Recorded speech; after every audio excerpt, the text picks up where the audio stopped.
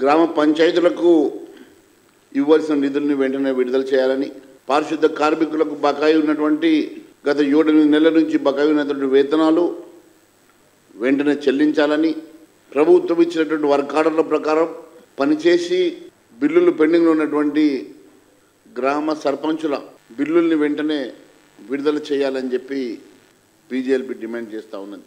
వేల కోట్ల రూపాయలు బడా కాంట్రాక్టర్లకు బిల్లులు చెల్లిస్తున్నటువంటి ఈ ప్రభుత్వం చిన్న చిన్న పనులు చేపించినటువంటి గ్రామ సర్పంచుల బిల్లులు ఆపడం, పారిశుద్ధ కార్మికుల వేతనాలు ఆపడం, గ్రామంలో చిన్న చిన్న పనుల కోసం కూడా డబ్బులు లేక, వీధి దీపాలు లేక, డ్రైనేజ్ పూర్తిగా అస్తవ్యస్తమై, వర్షాకాలం డ్రైనేజీలు కూరుకుపోయి పారిశుద్ధ కార్మికులు పనిచేయక, సర్పంచ్ కాల పరిమితితో అక్కడ ఎవరు లేక, కార్యదర్శుల దగ్గర నిధులు లేక పూర్తిగా అస్తవ్యస్తంగా ఉన్నటువంటి గ్రామీణ పాలన వెంటనే నిధులు విడుదల చేసి కాపాడాలని చెప్పేసి ముఖ్యమంత్రి గారిని కోరడమైనది.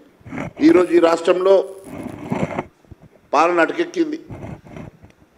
ఎక్కడికక్కడ ఎవరికి వారే యమునా తీరన్నట్టుగా ఏ ఒక్క మంత్రి మండలి మీద, ఏ ఒక్క శాఖ మీద పట్టు లేనటువంటి ముఖ్యమంత్రి గారు, పట్టు కోల్పోతున్నటువంటి ముఖ్యమంత్రి గారు ఎన్నో హామీలు ఇచ్చి గ్రామీణ ప్రాంతంలో మీరు ఇచ్చినటువంటి మేనిఫెస్టోలో ఇచ్చినటువంటి హామీలను మరిచి ఈరోజు పూర్తిగా నిధులు లేక గత 7 నెలల నుంచి మీ పాలనలో ఒక్క రూపాయి కూడా నిధులు విడుదల చేయనటువంటి మీరు వీధి దీపాలు లేక, రోడ్ల మరమ్మతులు లేక, డ్రైనేజీ వ్యవస్థ చెత్త పేరుకుపోయి అన్ని రకాలుగా అవస్థలు పడుతున్నటువంటి గ్రామీణ ప్రాంతంలో కనీసం ఒక్కసారైనా మీ మంత్రులు మీరు వెళ్ళి పరిశీలన చేశారని చెప్పేసి అడుగుతా ఉన్నాను.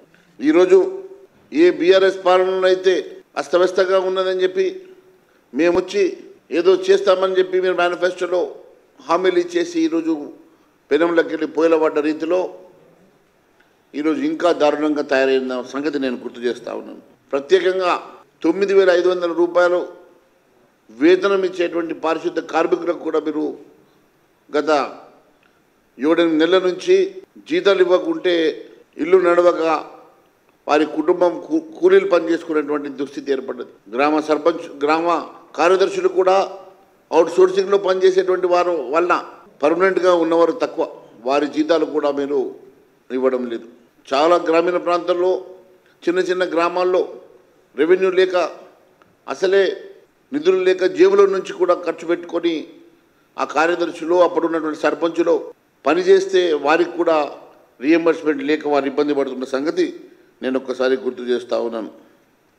అంతేకాకుండా సర్పంచుల పదవీకాలం పూర్తయి ఇప్పటి వరకు మళ్ళీ ఎన్నికల షెడ్యూల్ గురించి ఆలోచించినటువంటి ఈ ప్రభుత్వం, కనీసం పాలన ఎలా సాగుతుందో రివ్యూ చేయనటువంటి ఈ ప్రభుత్వం పూర్తిగా నిధుల సంగతి, అక్కడ ఉన్నటువంటి గ్రామీణ పరిస్థితిని కూడా అంచనా వేయకుండా పూర్తిగా విస్మరించడం వలన ఇప్పుడు ఈ వర్షాకాలంలో వ్యాధులు కూడా వ్యాపించేటువంటి ప్రమాదం ఉన్నది. ముఖ్యంగా మారుమూల పల్లెల్లో, లంబాడి తండాల్లో, గూడాలలో ఇంకా ఇబ్బందికరమైనటువంటి పరిస్థితి. చాలా చోట్ల కమ్యూనిటీ హెల్త్ లేనటువంటి ప్రాంతాలు, పిహెచ్సి సెంటర్స్ లేనటువంటి ప్రాంతాలు, చిన్న డయేరియా వస్తే కంట్రోల్ చేయలేనటువంటి పరిస్థితులు గ్రామీణ ప్రాంతాల్లో ఉన్నాయి. మరి ప్రికాషనరీ మెజర్స్ లేవు. కనీసం రేపు వ్యాధులు వస్తే వాటిని ఎట్లా పరిష్కరించాలన్న ఆలోచన ఏ రకంగా ఉన్నదో నాకు తెలియదు. కానీ ఈరోజు గ్రామంలో ఉన్నటువంటి పరిస్థితి చాలా బాధాకరంగా ఉన్నదని చెప్పేసి నేను మీ ద్వారా తెలియజేస్తూ ఉన్నాను. మోటార్లు, పైపులు, లీకేజీలు, డ్రైనేజీలు, కరెంట్, స్ట్రీట్ లైట్స్ ఏ ఒక్క అంశంలో కూడా పట్టించుకునే నాదుడే లేడు ఆ సంగతి నేను తెలియజేస్తూ ఉన్నాను. అంతేకాకుండా ఇటీవల నిర్వహించినటువంటి ప్రజావాణి కార్యక్రమంలో కూడా గ్రామ సెక్రటరీలు కూడా నిధులు లేవు, మేము చేయలేని పరిస్థితుల్లో ఉన్నామని చెప్పేసి మొరబెట్టుకునే సంగతి కూడా నేను గుర్తు చేస్తూ ఉన్నాను. గత ప్రభుత్వం ఇచ్చినటువంటి వర్క్ ఆర్డర్ల వల్ల గతంలో నిర్మాణం చేసినటువంటి సీసీ రోడ్లు కానీ, శ్మశాన వాటికలు కానీ, రైతు వేదికలు కానీ అప్పట్లో ఇచ్చినటువంటి వర్క్ ఆర్డర్ ప్రకారం వాళ్ళు నిర్మాణం చేస్తే ఇప్పటి వరకు డబ్బులు లేక వారి ఆస్తులు, బంగారం తాకట్టు పెట్టుకొని, ఆస్తులు తాకట్టు పెట్టుకొని అప్పులు తీసుకొచ్చి చేసినటువంటి ఈ కార్యక్రమాలకు, ఈ పనులకు ఇప్పటివరకు బిల్లులు లేకపోవడం, మరి వారంతా కూడా బిల్లుల కోసం సెక్రటేరియట్ చుట్టూ తిరిగినా కూడా ఇప్పటి వరకు కూడా వారి నిధులు విడుదల కాకపోవడం వెనుక కారణం ఏంది? మరి మీ మంత్రివర్గంలో ఉన్నటువంటి మంత్రుల కంపెనీలకు మాత్రం వందల కోట్ల రూపాయలు, వేల కోట్ల రూపాయలు ఎప్పటికప్పుడు మీరు విడుదల చేస్తూ ఉన్నారు. ఒక్కరోజు కూడా జాప్యం చేయకుండా మీ మంత్రులకు సంబంధించిన కంపెనీలకు మాత్రం ఒక్కరోజు కూడా పెండింగ్ లేకుండా బిల్లులు, వందల కోట్ల రూపాయల బిల్లులు ఇస్తున్నారు కదా. మరి గ్రామీణ ప్రాంతంలో ఉన్నటువంటి సర్పంచుల బిల్లులు పాపం 50,000 లక్షల రూపాయల బిల్లులు కూడా మీరు ఎందుకు ఇబ్బంది పెడతా ఉన్నారు? కొన్ని వేల మంది సర్పంచులు ఈరోజు పదవీ కాలం పూర్తి చేసుకొని బిల్లులు వస్తాయా రావా తెలియక తెచ్చిన అప్పులు కట్టలేక ఆత్మహత్యలు చేసుకుంటూ ఉంటే కూడా నిమ్మకు నీరెత్తనట్టుగా ఉన్నటువంటి ఈ ప్రభుత్వం మరి పేదవారి మీద ఏ రకమైనటువంటి ప్రేమాభిమానం ఉన్నదో దీన్ని బట్టి అర్థమవుతా ఉందని తెలుస్తా ఉన్నాను. అంతేకాకుండా ఈరోజు ముఖ్యమంత్రి గారు మీరు కాంగ్రెస్ పాలనలో మేనిఫెస్టోలో మీరు ఇచ్చినటువంటి ఎన్నో అంశాలు, ఎన్నో హామీలు, స్థానిక సంస్థలకు పూర్తిగా నిధులు ఇస్తాం, స్థానిక సంస్థల్ని మేము వార్డు మెంబర్లతో సహా అందరికీ వేతనాలు ఇస్తాం, గౌరవ వేతనాలు ఇస్తాం, వార్డు మెంబర్కి ఇస్తాం, సర్పంచులకు ఇస్తాం, ఎంపీటీసీలకు ఇస్తామని చెప్పారు.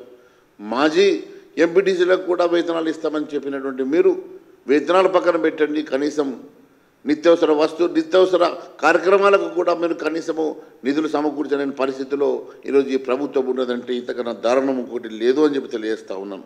అంతేకాకుండా నిజంగా మీకు ఈ గ్రామీణ ప్రాంతాల మీద చిత్తశుద్ధి ఉన్న రైతన్నల మీద, గ్రామీణ ప్రాంతంలో ఉన్నటువంటి ప్రజానీకం మీద మీకు ప్రేమాభిమానాలు ఉన్నా ఒక్కసారి పల్లెబాట పట్టాల్సిందిగా కోరుతా ఉన్నాను. పల్లెబాటలో గ్రామీణ ప్రాంతంలో ఉన్నటువంటి సమస్యలు మంత్రుల దృష్టికి వస్తాయి, తద్వారా కార్యక్రమాలు కొంతవరకైనా మెరుగుపడతాయని చెప్పి నేను ఆశపడతా ఉన్నాను. గ్రామ బాట బట్టి, పల్లె బాట బట్టి పల్లెల్లో ఉన్నటువంటి సమస్యలు పరిష్కరించినప్పుడే నిజంగా మీరు అనుకున్నటువంటి ప్రజాపాలనకు సార్థకత వస్తుంది. కేవలం హైదరాబాద్లో కూర్చొని కాంట్రాక్టర్ల బిల్లుల కోసమో, కాంట్రాక్టర్ల టెండర్ల కోసమో, మీ మంత్రుల బిల్లుల కోసమో, మంత్రుల టెండర్ల కోసమో, ఇక్కడ ఉన్నటువంటి ధరల కోసమో కాదు. నిజంగా ఈ ప్రజాస్వామ్యంలో గ్రామీణ ప్రాంతంలో ఉన్నటువంటి ప్రజానీకం సంతోషంగా ఉన్న రోజే వాస్తవంగా మీ ప్రజాపాలన పేరుకి సార్థకత వస్తుందని మరొకసారి తెలియజేస్తా ఉన్నాను. అంతేకాకుండా పూర్తిగా అన్ని అంశాల్లో వైఫల్యం చెందినటువంటి ఈ పాలన, అవినీతిమయమైనటువంటి ఈ పాలన, కనీసం పారిశుద్ధ కార్మికులను ఆదుకోవాలా, గ్రామీణ ప్రాంతానికి కనీసం నిధులు విడుదల చేయాలా, ఈ ప్రాంతంలో ఉన్నటువంటి చిన్న చిన్న సమస్యల పరిష్కారం చేయాల్సిందిగా మేము డిమాండ్ చేస్తూ, ఖచ్చితంగా మీరు ఈ అంశాలను దృష్టి పెట్టకుంటే మేము పరోక్షమైనటువంటి మరి ఖచ్చితంగా ఆందోళన చేయాల్సి వస్తుందని చెప్పి సంగతి నేను తెలియజేస్తా ఉన్నాను. గ్రామాల అభివృద్ధి మీద మీకు సర్కారుకు చిత్తశుద్ధి ఉంటే దయచేసి పల్లెబాట బట్టి నిధులు విడుదల చేసి వెంటనే ఎన్నికలకు వెళ్లాల్సిందిగా మేము డిమాండ్ చేస్తూ ఉన్నాం. అంతేకాకుండా ఈరోజే ఇప్పుడే నేను ఇక్కడికి వస్తూ తెలంగాణ ప్రభుత్వం విధి విధానాలు, రుణమాఫీ కోసం ఇచ్చినటువంటి విధి విధానాలు ఇప్పుడే నేను చూశాను. అయ్యా ముఖ్యమంత్రి గారు, మీరు రుణమాఫీ చేస్తామని, అన్కండిషనల్గా రుణమాఫీ చేస్తామని చెప్పారు కదా. ఈరోజు లోన్ తెచ్చుకోండి, రేపు నా ప్రభుత్వం రాగానే రుణమాఫీ చేస్తానని చెప్పినావు కదా. ఆ రోజు ఏ కండిషన్ పెట్టలేదు కదా. మరి ఈరోజు ఇన్ని కండిషన్లు ఎందుకు పెడతా ఉన్నావు అని అడుగుతున్నా. దేనికోసం రుణమాఫీ కోసం, దేనికోసం ఈ కండిషన్ అని చెప్పి అడుగుతున్నా. ఎక్కడైనా ఎప్పుడైనా దయచేసి మీరు తెలుసుకోండి, రీషెడ్యూల్ అయిన రుణాలకు మాత్రమే మీరు ఇస్తామని అంటున్నారు. 2018 డిసెంబర్ 12వ తారీఖు తర్వాత మంజూరైన లేక రెన్యువల్ అయినటువంటి రుణాలకు మాత్రమే ఇస్తామంటున్నారు.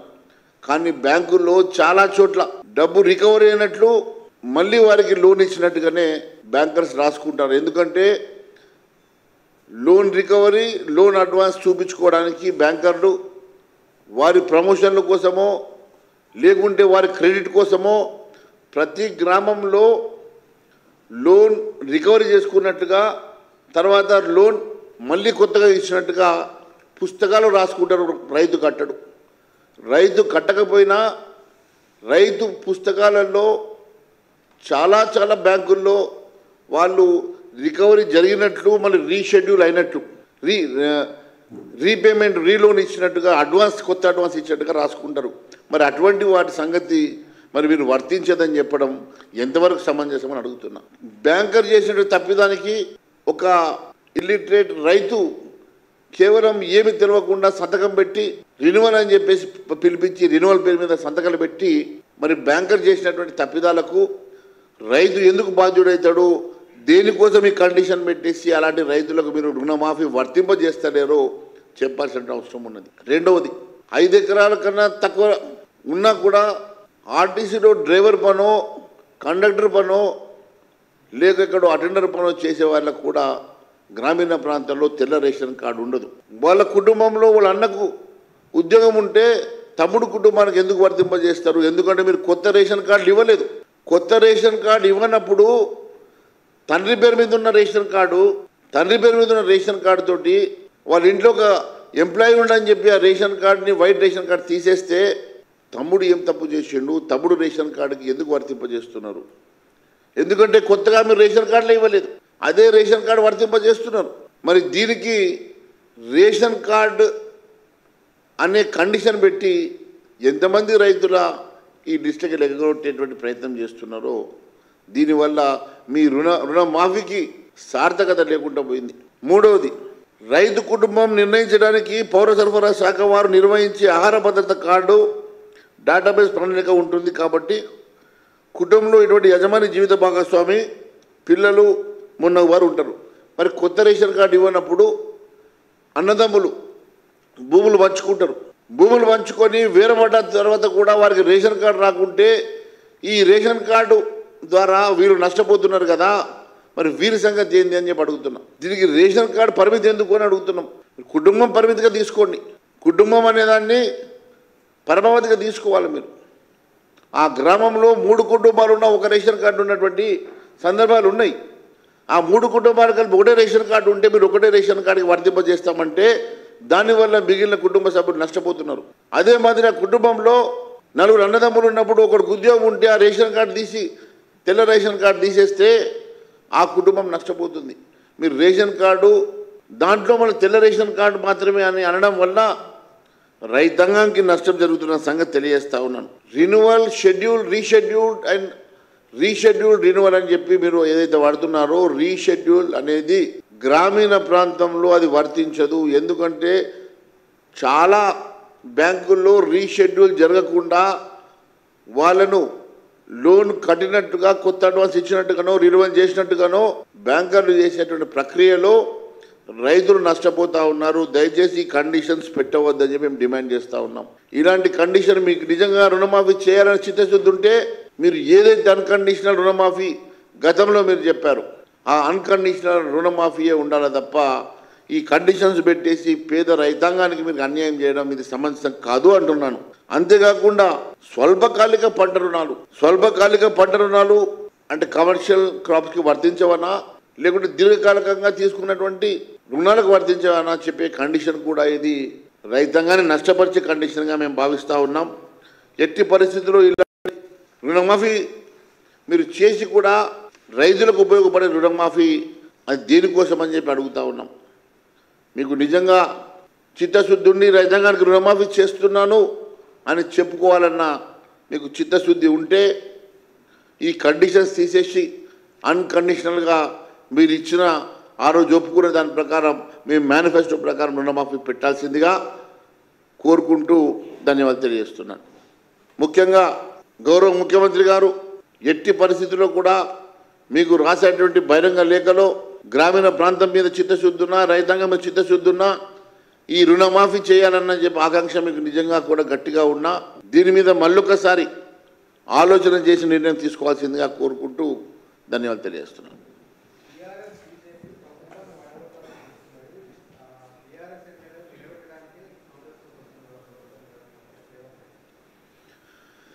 రేవంత్ రెడ్డి గారి దగ్గరికి ఈరోజు 4 ఎమ్మెల్యేలు రాగానే ఎమ్మెల్యేలను సమర్థించుకునేటువంటి రేవంత్ రెడ్డి గారు గతంలో పిసిసి అధ్యక్షుడిగా ఉన్నప్పుడు ఇదే ఎమ్మెల్యేలు మారితే సౌదబ్బు కొట్టమన్నాడు కదా.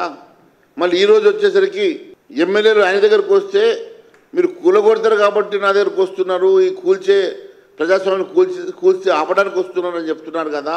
ఆ రోజు మరి కూలగొడతామని అన్నది ఎవరు? కడియం శ్రీహరి గారు కదా. కడియం శ్రీహరి గారు మీ ప్రభుత్వాన్ని కూలదోస్తామని చెప్పారు. అదే కడియం శ్రీహరి గారు మీతో కలిశారు. అంటే ఆ రోజు కడియం శ్రీహరి గారితో స్టేట్మెంట్ ఇప్పించి కడియం శ్రీహరి గారిని మీ వైపు తెచ్చుకొని ఎమ్మెల్యేలు తెచ్చుకొని అది కూలగొడుతున్నారు అని చెప్పేసి అపో క్రియేట్ చేసేటువంటి ప్రయత్నం చేశారు.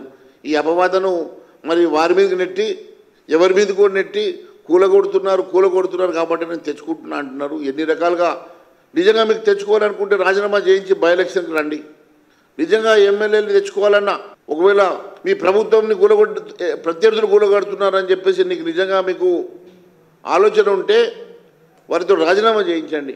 మళ్ళీ బై ఎలక్షన్కి రండి. విశ్వాసం ఉంటే ప్రజలే మీకు ఆశీర్వదిస్తారు. కేవలం ఎమ్మెల్యేని తెచ్చుకొని కూడా ఆనాడు సాగుదొప్పని ఈనాడు సమర్థించుకునేటువంటి మీరు ప్రజలు గమనిస్తున్నారన్న సంగతి కూడా గుర్తుపెట్టుకోవాలంటున్నాను.